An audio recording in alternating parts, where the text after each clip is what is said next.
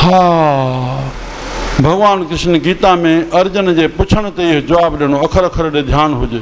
श्री राम गीता सभिनी शास्त्रनि जो तत्व आहे। चवनि था साईं भगवान तूं कर्म छो थो करें, तोखे करण जी बि ज़रूरत आहे। चए थो हा अर्जुन सही आहे, हे मां कर्म तॾहिं कयां थो जो हे मुंहिंजा नारायणी चोलो आहिनि, हिते अखर खे प्रगट कयो अथई।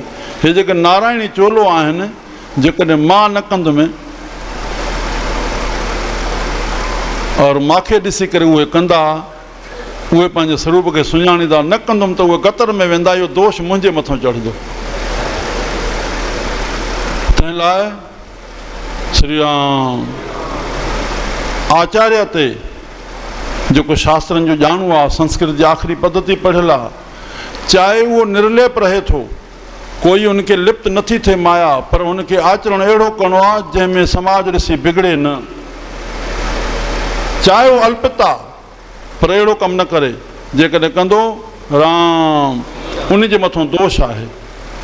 संसार खे ठाहिण जे लाइ पाण खे नियंत्रण में जीव खे रखिणो ई पवंदो, पाण खे ज़हर पी करके ॿियनि खे अमृत पीआरिणो पवंदो, पाण खे निवी करके बि नंढनि खे वॾो करिणो पवंदो, तॾहिं उहो नंढपण सिखंदा।